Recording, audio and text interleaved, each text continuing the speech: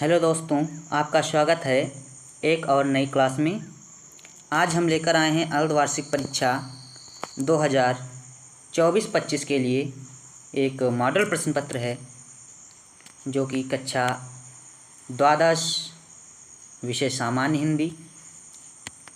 बहुत ही अच्छा मॉडल प्रश्न पत्र है जो कि सीधे इसके जो प्रश्न हैं वो सीधे बोर्ड परीक्षा में पूछे जाने वाले हैं। चलिए हम देरी किए बिना सीधे प्रश्नों पे आते हैं, जो कि ये निर्देश दिए रहते हैं, आपको पढ़ना होता है। दिया है निर्देश कि प्रत्येक प्रश्नों के उत्तर खंडों के क्रमानुसार ही करिए। तो आप इन निर्देशों को पढ़ लीजिए। आपको 15 मिनट दिए जाते हैं इस पूरे प्रश्न पत्र को पढ़ने के लिए। आप आराम से पढ़ सकते हैं। और आज हम पूरा ये जो मॉडल पेपर है पूरा सॉल्व कराने वाले हैं। तो सीधे प्रश्न पे आते हैं। पहला बहुकल्पीय प्रश्न देखिए। कह रहा है पहला कि सेवा सदन मुंशी प्रेमचंद की रचना की विधा है। जो सेवा सदन है उसकी विधा पूछ रहा है। ये जो प्रश्न कह रहा है कि उसकी विधा बताइए। तो हम लोग जानते हैं कि मुंशी प्रेमचंद जी को उपन्यास सम्राट कहा गया है। तो इन्होंने अधिकतर उपन्यासों को ही लिखा है, जैसे कर्मभूमि, रंगभूमि, सेवा सदन, गबन, गोदान आदि। ज़्यादातर इन्होंने उपन्यास ही लिखा है। तो इसका जो सही उत्तर होगा वो आपका उपन्यास हो जाएगा। ठीक है। अगला प्रश्न है कि पृथ्वीराज की आँखें नाटक संग्रह के लेखक हैं। तो इसका जो पहला विकल्प है सेठ गोविंद दास, दूसरा है कि डॉक्टर रामकुमार वर्मा, और तीसरा है भुवनेश्वर, चौथा है वृंदावन लाल वर्मा। तो जो पृथ्वीराज की आँखें नाटक संग्रह के लेखक हैं वो आपके डॉक्टर रामकुमार वर्मा हैं। अगले प्रश्न पर चलिए। गा खंड है कि निम्नलिखित में उपन्यास नहीं है। हमको ढूंढना है कि इसमें जो चार ऑप्शन दिए गए हैं इनमें से उपन्यास नहीं है, यानी कि और दूसरी विधा होनी चाहिए। जो रूठी रानी है वो भी उपन्यास है, नूतन ब्रह्मचारी ये भी उपन्यास है, और ये लवंगलता ये भी उपन्यास है। ये जो आपका चंद्रगुप्त दिया हुआ है ये जयशंकर प्रसाद का नाटक है। किसका नाटक है? जयशंकर प्रसाद का है। चंद्रगुप्त हो गया, स्कंदगुप्त हो गया, स्कंदगुप्त ये भी क्या है? नाटक है। तो इसका जो सही है उत्तर वो है 3 नंबर चंद्रगुप्त। अगले प्रश्न पर चलिए। कह रहा है कि शुक्ल युग को अन्य किस नाम से जाना जाता है। ये प्रश्न बहुत बार बोर्ड परीक्षा में पूछा जाता है कि शुक्ल युग को किन किन नामों से जाना जाता है। इसके कई नाम हैं। इसको हम नंबर 1 तो छायावादी युग कहेंगे, छायावादी। और दूसरा जो है इसे 3 लोगों के नाम पर रखा गया। कहते हैं ना कि पंत प्रसाद निराला। तो इसमें जो है दूसरा युग इसे प्रसाद युग भी कहा जाता है। कभी कभी परीक्षा में पूछ लेता है, इसमें ऑप्शन दे देता है और आपको छायावादी और ये नहीं दिया रहता है, आपको प्रसाद युग दे देगा। ये प्रसाद युग नहीं होगा तो तीसरे नंबर पर प्रेमचंद युग भी कभी कभी दे देता है कि प्रेमचंद युग। ठीक है, प्रेमचंद्र युग। ठीक है। तो इनमें से कुछ भी मिल जाए तो आप उस पर टिक कर दीजिएगा, सही होगा। तो इसमें देखिए ऑप्शन में क्या क्या दिया है। इसमें स्वर्ण युग, छायावादी युग, प्रगतिवाद, प्रयोगवादी युग यहाँ पे दिया था, और यहाँ पर प्रगतिवाद और छायावादी युग।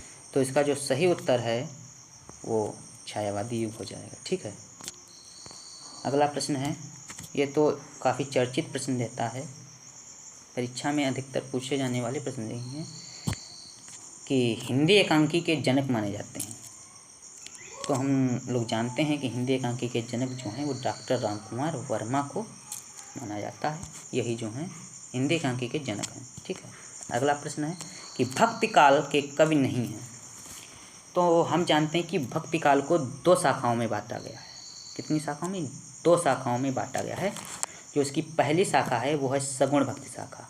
कौन सी? सगुण भक्ति शाखा। और दूसरी है वो निर्गुण भक्ति शाखा है, निर्गुण भक्ति शाखा। ठीक है।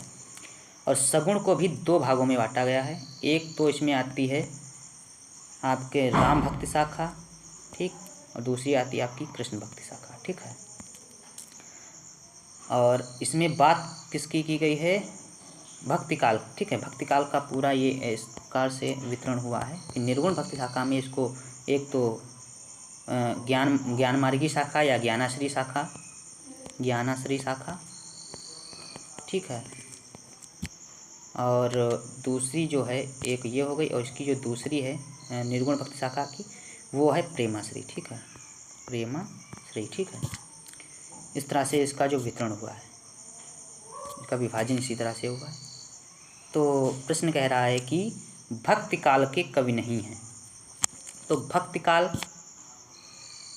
हम लोग जानते हैं कि मलुकदास जो हैं वो भी भक्तिकाल के हैं, सूरदास भक्तिकाल के हैं, तुलसीदास भक्तिकाल के हैं। जो केशवदास हैं वो हैं रीतकाल के। किस काल के हैं? रीतकाल के हैं।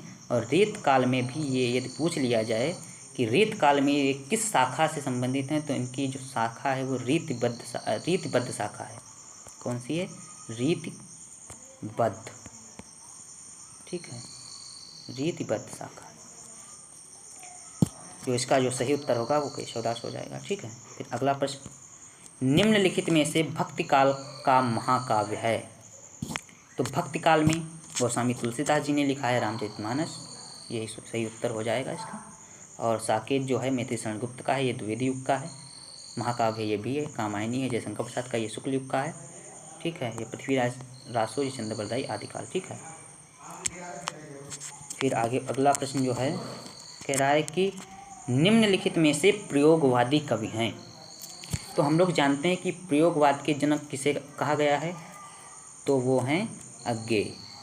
अज्ञेय का पूरा नाम सच्चिदानंद हीरानंद वात्स्यायन अज्ञेय। तो यही प्रश्न पूछ रहा है कि निम्नलिखित में से प्रयोगवादी कवि हैं। तो प्रयोगवादी कवियों में हमें ये जो इधर दिए हुए हैं आपके अज्ञेय जी हैं, वही उत्तर सही है। ठीक है। अगला प्रश्न कह रहा है कि निम्नलिखित में वीर गाथा काल में लिखित कौन सी रचना है। तो वीर गाथा काल में, जिसे हम आदिकाल के नाम से जानते हैं, तो उसमें जो रचना है वो संदेश रासक लिखी गई है। क्योंकि संदेश रासक जो है वो अब्दुर रहमान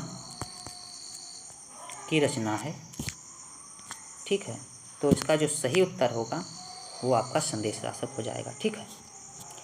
और ये कवित्व रत्नाकर जो हैं वो आपके रीतकाल के माने जाते हैं। जो रचना कवित्व रत्नाकर वो सेनापति की है, सेनापति। ठीक, जो कि रीतकाल के कवि हैं। ललित ललाम मतिराम की है। और अगला प्रश्न देखिए, कह रहा है कि निम्नलिखित में से सगुण भक्ति शाखा के कवि नहीं हैं।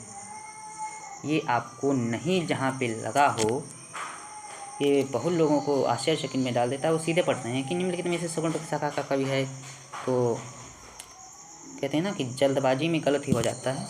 तो हमें ध्यानपूर्वक पढ़ना है। बस ये जो नहीं होता है वो छुपा रुस्तम की तरह होता है, छुपा रहता है, जान नहीं पाओगे। एकदम स्पीड से पढ़े, उत्तर गलत हो सकता है। तो इसलिए हमें धैर्यपूर्वक पढ़ना है, आराम से हो जाएगा। इतना कठिन नहीं आता है, बस कॉन्फिडेंस लीजिए, बस थोड़ा अंदर अपने आत्मविश्वास होना चाहिए, बस हो जाएगा, कुछ नहीं। तो पहला प्रश्न इसका है सूरदास, जायसी, तुलसीदास, मीराबाई। हमने बताया कि सगुण भक्ति शाखा जो है ये 2 शाखाओं में विभक्त है। एक आपकी राम भक्ति शाखा हो गई, एक कृष्ण भक्ति शाखा हो गई। ठीक है। इसमें पूछ रहा है कि सगुण भक्ति शाखा के कवि नहीं हैं। तो हम लोग जानते हैं कि राम भक्ति शाखा और कृष्ण भक्ति शाखा, देखिए सूरदास जी जो हैं वो कृष्ण भक्ति शाखा में आ गए, यानी कि सगुण भक्ति शाखा के कवि हैं। तुलसीदास राम भक्ति शाखा में जाते हैं, यानी कि जो हैं वो राम भक्ति शाखा के कवि हैं, यानी कि सगुण भक्ति शाखा के कवि हैं। मीराबाई कृष्ण भक्ति शाखा के हैं, यानी कि ये भी जो हैं वो सगुण भक्ति शाखा की कवित्री हैं। ठीक है। बचे जायसी जी। तो जायसी जी जो हैं वो निर्गुण भक्ति शाखा में आते हैं। निर्गुण शाखा में आते हैं, निर्गुण भक्त शाखा में आते हैं, निर्गुण भक्त शाखा की प्रेमाश्री शाखा में आते हैं। ठीक है, तो इसका जो सही उत्तर है वो आपका जायसी जी हो जाएगा। ठीक है, 2 नंबर वाला जायसी। ठीक है, अब आया है आपका गद्यांश। गद्यांश पर आधारित निम्नलिखित प्रश्नों के उत्तर दीजिए, जो कि इसमें प्रत्येक जो प्रश्न है 2 नंबर का है। 5 प्रश्न पूछे जाएंगे आपसे, 10 नंबर का पूरा गद्यांश होता है। बस गद्यांश को ध्यानपूर्वक पढ़िए, उत्तर सभी इसी से मिल जाते हैं, कुछ बाहर से नहीं है, लगभग उसी से मिल जाता है। कह रहा है कि पूर्वजों के चरित्र और धर्म विज्ञान, धर्म, साहित्य, कला और संस्कृति के क्षेत्र में जो कुछ भी पराक्रम किया है, उस सारे विस्तार को हम गौरव के साथ धारण करते हैं और उसके तेज को अपने भावी जीवन में साक्षात देखना चाहते हैं। यही राष्ट्र संवर्धन का स्वाभाविक प्रकार है, जहां अतीत वर्तमान के लिए भार रूप नहीं है, जहां भूत वर्तमान को जकड़े नहीं रखना चाहता, वरन अपने वरदान से पुष्ट करके उसे आगे बढ़ाना चाहता है, उस राष्ट्र का हम स्वागत करते हैं। तो देखिए, हर किसी न किसी गद्यांश में कुछ कीवर्ड्स होते हैं, बस उन्हीं को ध्यान में रखना होता है। जैसे अपने क्लास 10th में पढ़ा होगा, जैसे सूरदास वाला जो उसमें पद हैं, तो उनकी सारी पंक्तियों में सूर कहीं आया हुआ है, उसी तरह से इनमें भी होता है गद्यांशों में। जैसे इस तरह से हम हिंट लगा सकते हैं कि जैसे इस जो गद्यांश में देखिए राष्ट्र का संवर्धन आ गया, राष्ट्र आ गया, तो हम लोग इससे जो है हिंट लगा सकते हैं कि ये जो हमारा पहला पार्ट है राष्ट्र का स्वरूप, ये उसी से लिया गया है। ठीक है, इस तरह से लगा सकते हैं, ये जिन्हें नहीं आता है, थोड़ा बहुत चैप्टर को पढ़ा है उसी से रिलेटेड होता है बस। तो प्रश्न इसका जो है पहला प्रश्न यही कह रहा है कि उपयुक्त गद्यांश के संदर्भ को लिखिए। तो इसका जो हम लोग पहले से लिखते आ रहे हैं वही जो लिखना है वही लिखते हैं। स्कूल और 11th में जो पढ़ा है, अब 12th में भी पढ़ा होगा, तो इसको कुछ नहीं उसी तरह से लिखना है कि प्रस्तुत गद्यांश हमारी पाठ्यपुस्तक सामान्य हिंदी के इस गद्य खंड में संकलित राष्ट्र का स्वरूप नामक शीर्षक से अवतरित है और जिसके लेखक वासुदेव शरण अग्रवाल जी हैं। कौन है इसके लेखक? वासुदेव, इसी में है शरण, वासुदेव शरण अग्रवाल। ठीक है, बस अगला प्रश्न देखिए कि रेखांकित अंश की व्याख्या कीजिए। रेखांकित अंश की व्याख्या करनी है तो आप यहाँ आ जाइए, जो भी अंडरलाइन में है उसकी आपको व्याख्या करनी है। ठीक, जो भी अंडरलाइन नीचे दी हुई है उसकी व्याख्या करनी है। बस थोड़ा सा होता है इसमें, कुछ शब्दों को परिवर्तित करना होता है, बाकी सेम लिख सकते हैं।